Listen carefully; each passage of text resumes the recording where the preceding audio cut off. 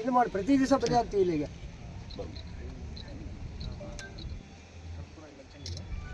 ಕರ್ಪೂರ ಹಚ್ಚಬಾರ್ದು ಇಲ್ಲಿ, ಯಾಕೆಂದ್ರೆ ಬಲಿ ಆಗ್ತೀವಿ ಪ್ರತಿ ದಿವಸ.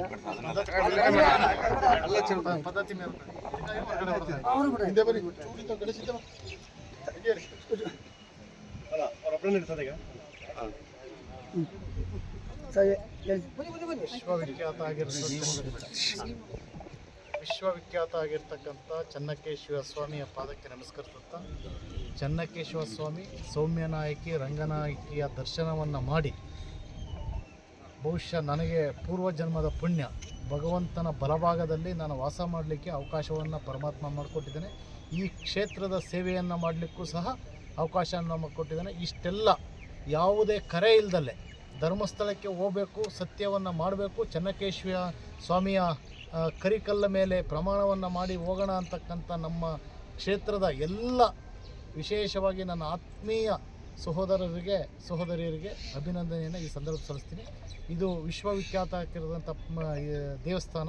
ಇಲ್ಲಿ ಈ ಕರಿಕಲ್ಲೇ ಸಾಕ್ಷಿ. ನಾನು ನನ್ನ ಇದರಲ್ಲಿ ಬಲಿಕಲ್ಲು ಅಡ್ಡ ಮತದಾನವನ್ನು ಮಾಡಿಲ್ಲ,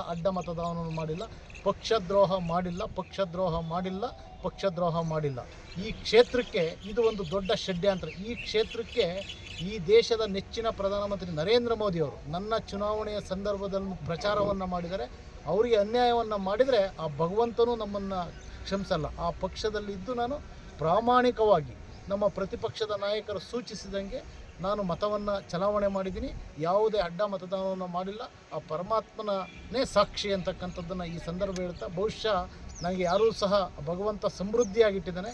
ಯಾರು ಕೊಂಡ್ಕೊಳಕ್ಕಾಗ್ತಕ್ಕಂಥದ್ದಲ್ಲ. ಕೊಂಡ್ಕೊಳೋದು ಒಂದೇ ಒಂದರಲ್ಲಿ, ಪ್ರೀತಿನಲ್ಲಿ. ಅದು ಯಾವ ಪ್ರೀತಿನಲ್ಲಿ ಅಂದರೆ, ಇಲ್ಲಿ ಸೇರಿರ್ತಕ್ಕಂಥ ಬಹುಶಃ ಈ ಭಾಗದಲ್ಲಿ ಮಾತ್ರ ಇಲ್ಲಿರ್ತಕ್ಕಂಥವ್ರು ಎಲ್ಲರೂ ಸಹ ಅಲ್ಲಿ ಮೂಡಿಗೆರೆ ಹತ್ರ ಇದ್ದಾರೆ.